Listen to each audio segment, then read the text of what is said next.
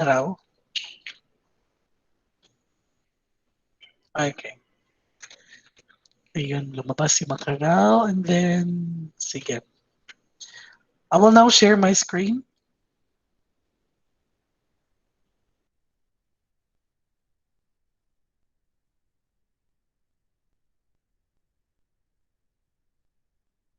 We will do this quickly because I have to attend for an oral defense sa college.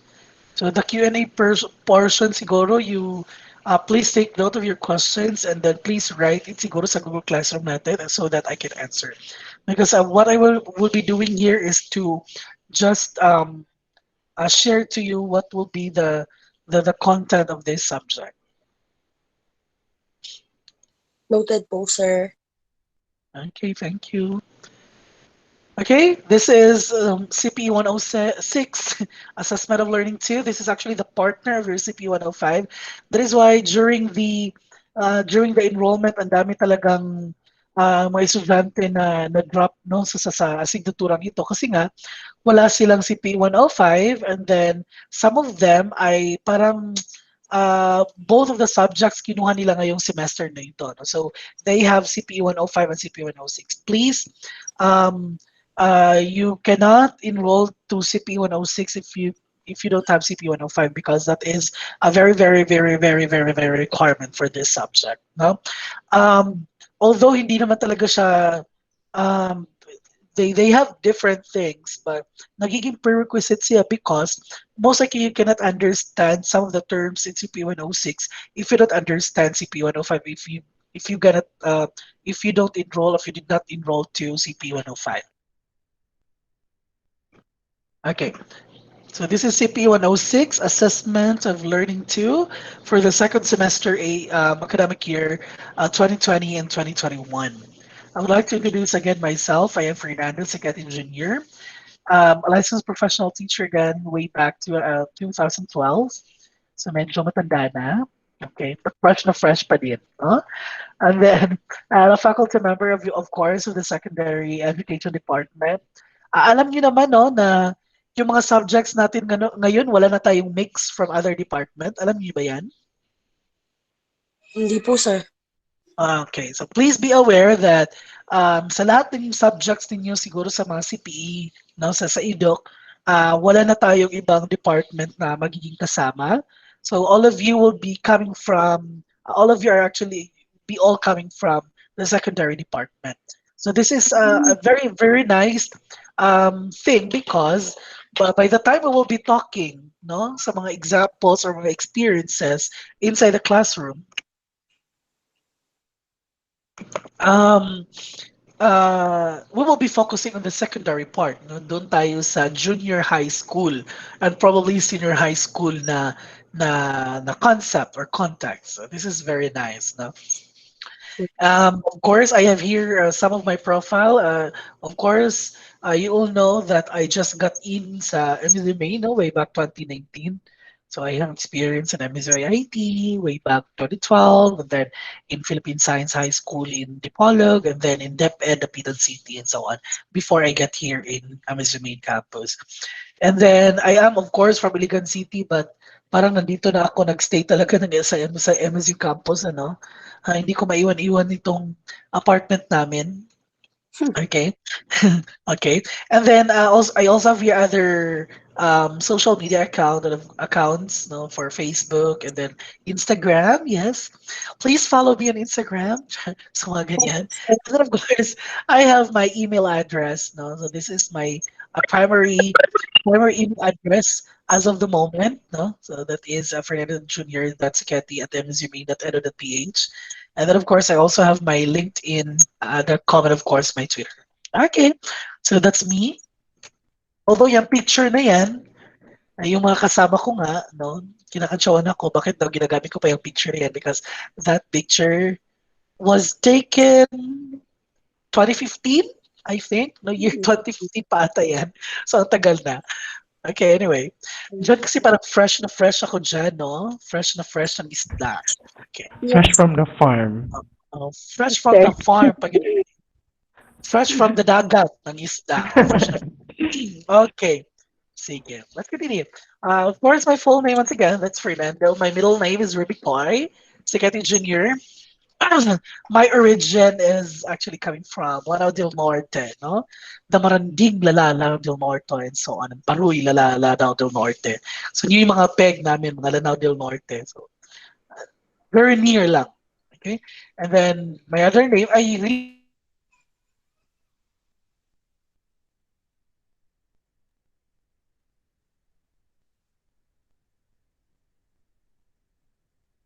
Nalagay. No, baka kasi yung nalagay na pangalan ay Angel Oxin, yung mga ganyan, no? So ayoko niyan, no? Baka naman sabihin nila na the same talaga kami ng peg na Angel Oxin. Okay, baka Ann Curtis yung nilagay. No, Fernando po yung pangalan. Fernando Siquetti Jr. Okay, clear? Yes, Yes, sir. ako po, sir. Okay, very clear. Okay. And then you Clear, can call sir. me very clear.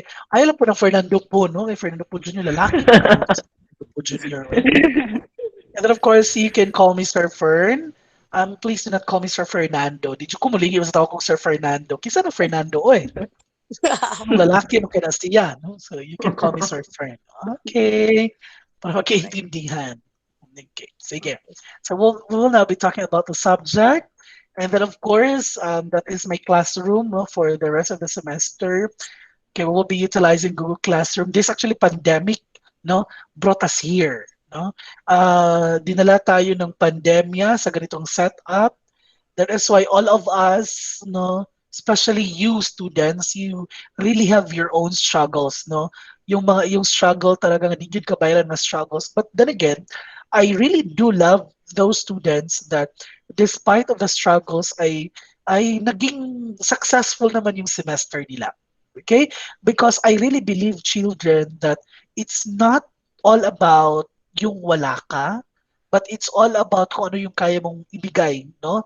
So siguro kahit yung iba, they really have problems, but alam naman natin that God is there, Allah is there. So alam naman natin na they will really help us, no? Those are our person, that particular entity that really help us, no, along the way.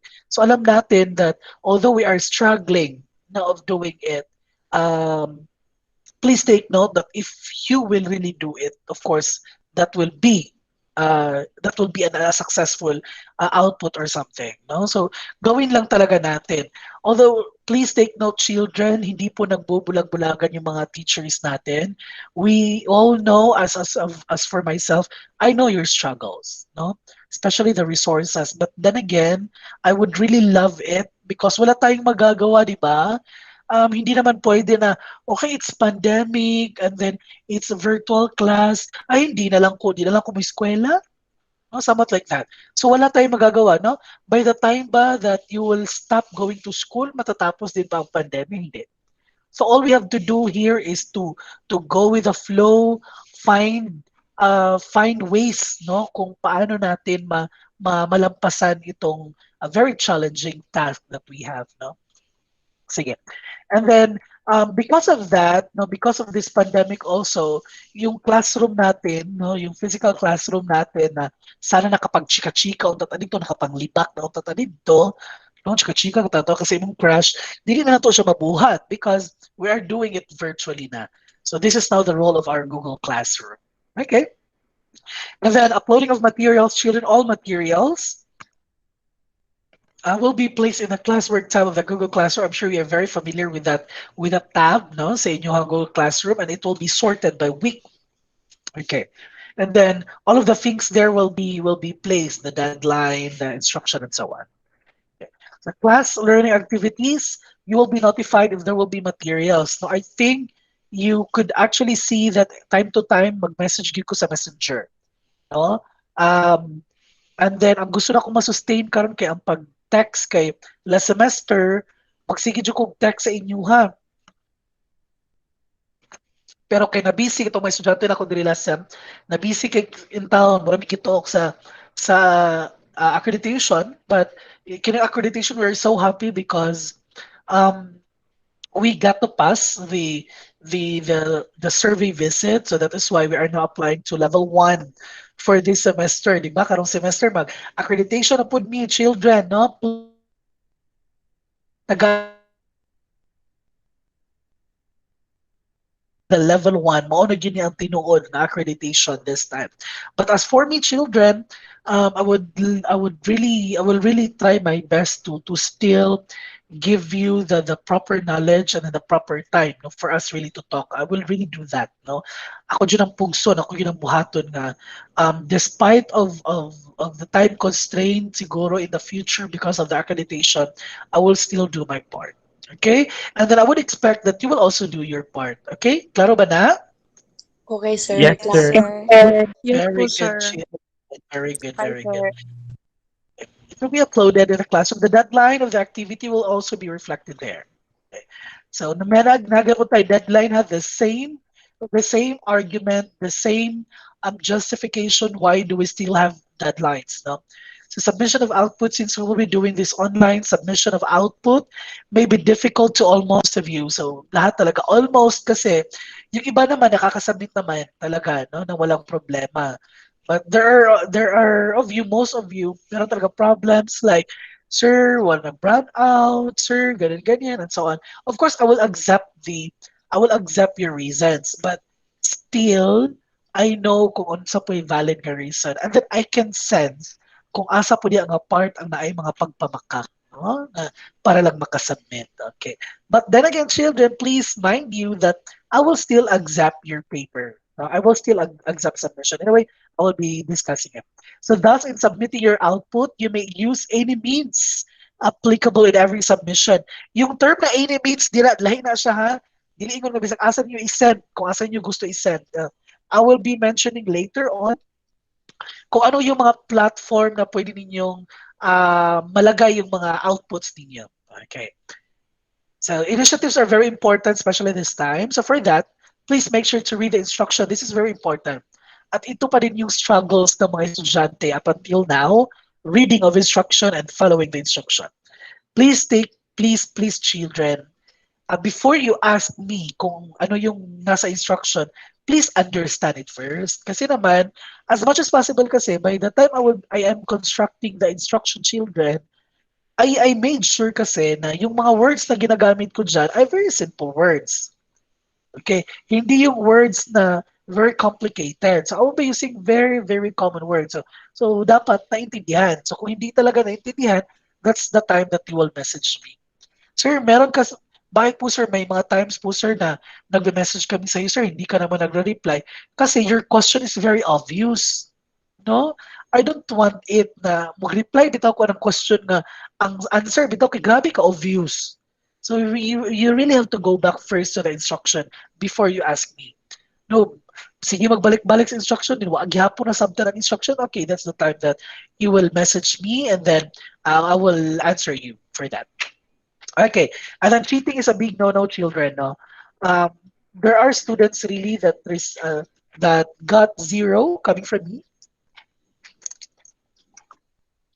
It is because their output is na itong pandemya na ito,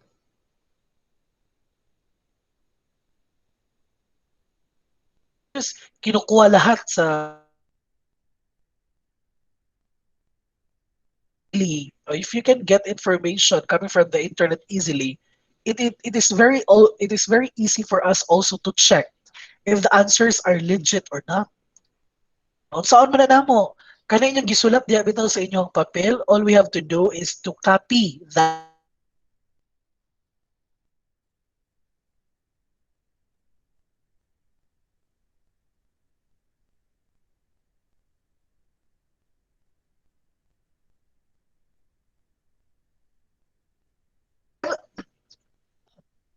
Okay, nawala. Can you still hear me? Yes, Yes, sir. sir. So, kung paano kayo nag-lost Yes, akong sir. connection. Okay. Okay ha? So kana siya. So please lang, para hindi makakuha ng zero children. Okay, wag kopyahin nyo na sa internet. Siguro if you wanted to get something coming from the internet, no, for example, the topic is all about photosynthesis. And then wag kunin lahat ng ideas sa photosynthesis. Siguro kuha ka ng definition ng photosynthesis. You cite the resources, no? Kung saan siya kinuha, and then you discuss. Base sa naintindihan mo, that's it. Okay? So that's how you do it. And then the other thing, deadline. Sir, bakit may deadline? Kailangan pa rin natin ng deadline, children. It is because kung walang deadline, kamo na yung magboto kung saan nyo isa yung output. That's very unfair for those people who will submit their output before the deadline, no? So ako ang buhaton na dili gid ko mo dili og output, no? As long as hindi ko pa yan na check, pwede pa ninyong masubmit yung output. But then again, according to my rule here, late activities will still be accepted with deductions.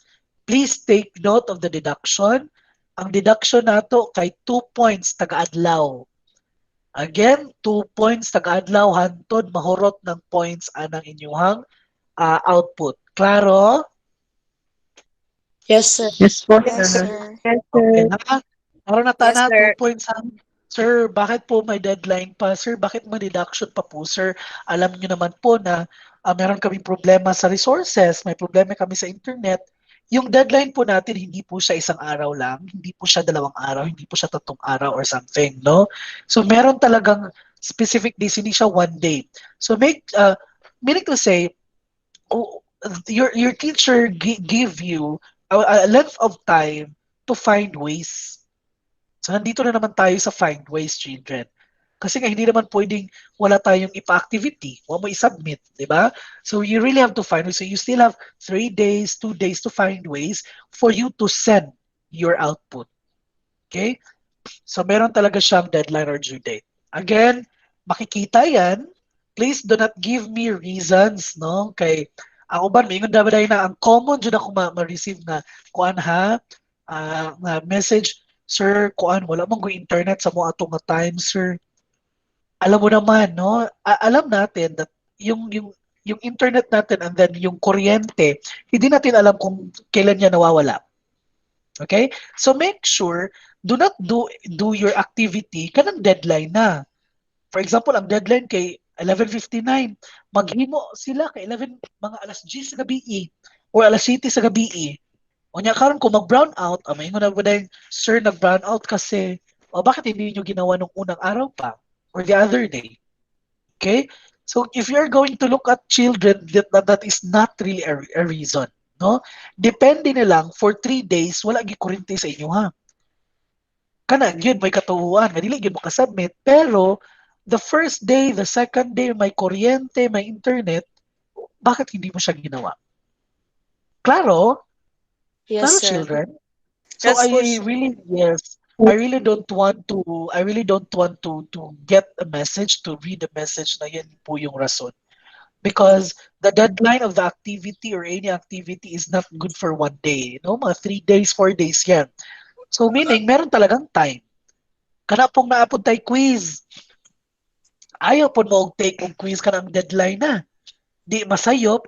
Now remember my ruling, you can only take the quiz once. Unya ang deadline is 11:59. Nag-take ka kay alas 10 sa gabi. Unya nga nga adlaw. Now don't you think I will give you another chance? No. Because most of your classmates are taking the exam prior to that day. So bakit hindi mo siya ginawa nung unang araw pa? Di ba Yes. tama, children? Yes, sir. Opo, sir. That's very sensible, no? That's very sensible. So I hope that is very clear to us. Okay. Another thing is that, okay, this one.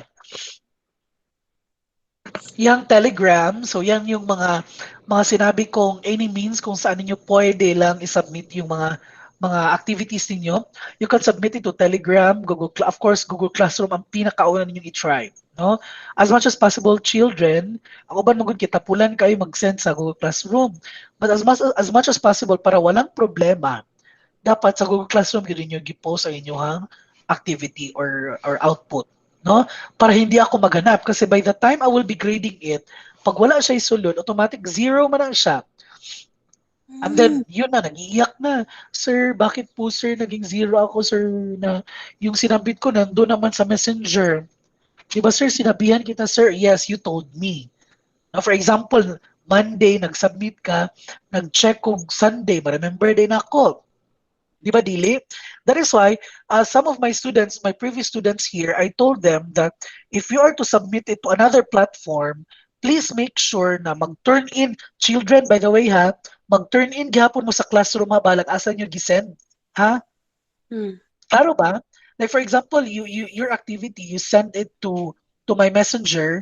Please, ang activity mag-turn in ka dito, kay para dili siya mo missing kay sa amo kasi sa teacher na what you call this sa teacher na interface sa Google Classroom, wala siyang laman. So pag walang laman, malalagay doon missing. And then yung ilalagay namin grade is zero talaga. Okay? Mm. So please make sure that you turn it in, no? Kahit saan mo siya gisubmit, turn it in yun sa children. And then right after that, i-message sa mo, i-private comment. Di ba na may comment? Di ba may comment doon sa Google Classroom? Yes, sir. Yes, Meron. Opo, correct. sir. Di ba sa turn it in sa baba may private comment? Di ba? Tama? Yes, Yes, sir. sir. Okay, Yes, very good. sir. Ang gagawin ninyo, ilalagay nyo doon. Sir, gisubmit ko po yung activity na to, itong activity na to sa Messenger po. Sir, yung activity po nito, gisubmit ko po sa Telegram. So that by the time I will be checking, walang laman yung sa Google Classroom, pero may comment naman, ay doon ko siya makikita. And that is also the way another way of helping me. No, kasi hindi ko ma-remember. I have almost 200 plus or 300 plus students, so I cannot remember you kung saan yun yung siya gibutan. Nakaintindihan? Klaro Yes, naman. sir. Yes, sir. Yes, po, sir. Very good. So again, Yes, children, sir. you can submit your output. Again, please try to submit it sa Google Classroom. Ako hindi naman, you can message me sa Messenger, ibutang sa GC, but PM me, and then Telegram, and then Gmail. So yung Telegram, okay, please message me. Grabe ng mga social media dito eh. Okay, so that is my number sa Telegram. I would suggest no you to, especially sa Messenger kay 25 MB na magutaman. Dayon ang sa what you call this? Sa email po 25 MB ra po, no? So if you have more than that na file, you can submit it through Telegram. No? Please download Telegram sa Android Play Store or sa ato ang kuan sa Apple Store, di ba?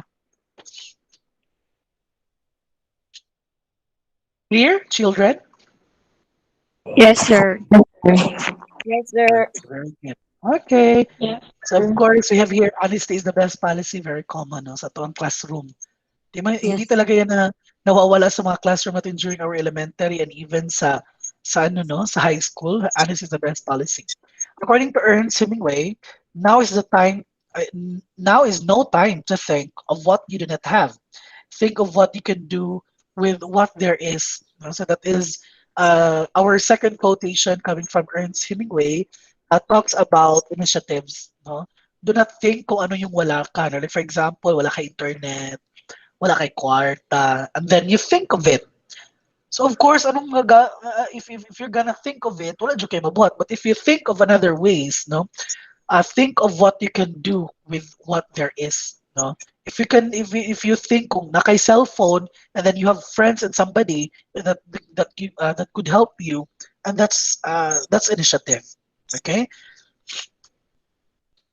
So for the subject, okay, CP106 assessment of learning 2.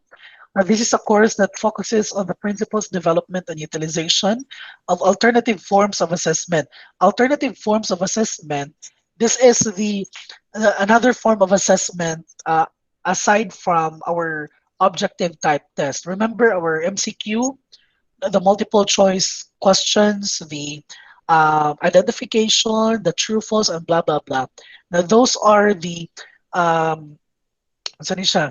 Those are the other forms of measurement. Now, we are focusing on the alternative forms of assessment. So we'll be talking about rubrics, no? We'll be talking about rubrics, checklist, kana sila. Okay.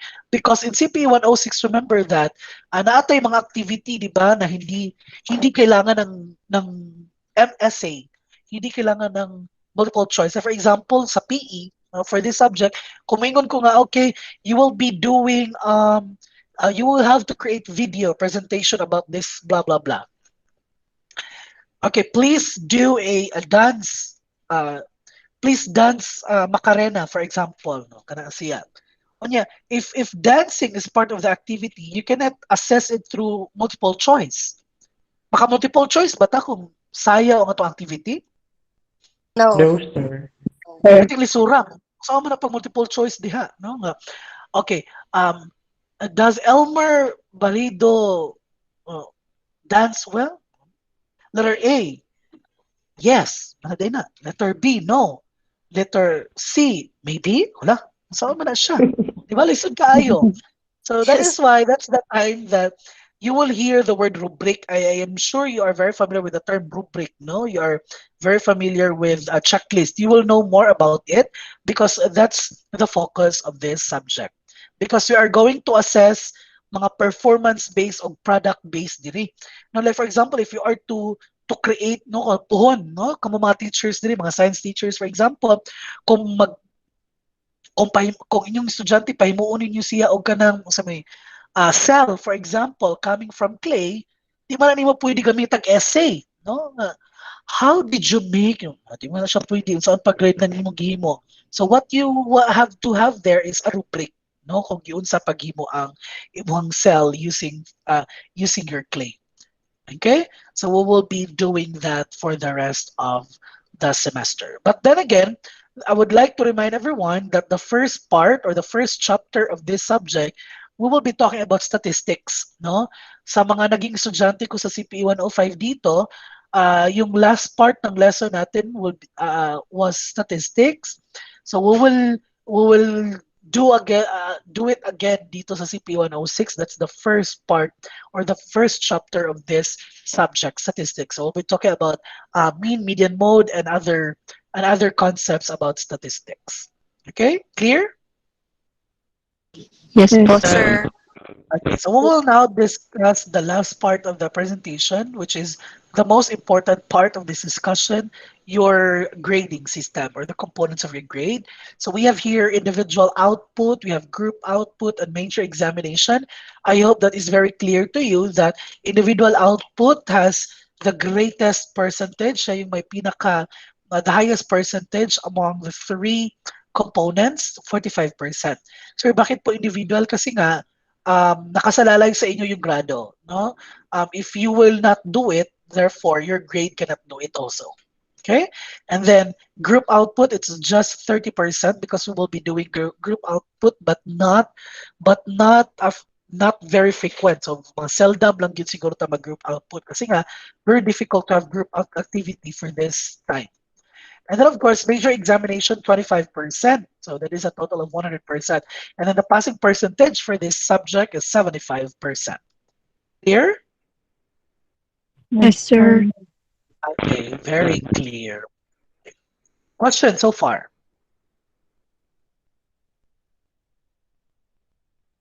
Wala? Walang Sir, katanungan? mag-ask lang ako, sir, kung paano, sir, Yes. kung umabot ng ilang days yung walang ila, pwede po bang mag-pass physically? Yes. Again, that's another option. Thank you for asking that. By the way, please remind you, I would like to remind everyone that I am here in MSU main campus, no? Nandito lang ako sa campus. Kung hindi talaga siya ma-send and you are here in the campus or meron kang mga kakilala na pwede mag-submit sa akin, physically, you can submit it. By the way, that's the other option. Okay? Thank you, sir. Yes, thank you for asking that, Rehanisa. So again, you can submit it to me. Okay? Kasi nga, baka kasi yung yung ilaw na 1 week, di ba? So andito lang ako sa campus, you can submit it. That's the last option. Or hindi naman talaga last option, that's one of the options, no? You have to submit it physically. Another question? Anybody? Wala? Okay. Before we end siguro, so I will now stop the recording.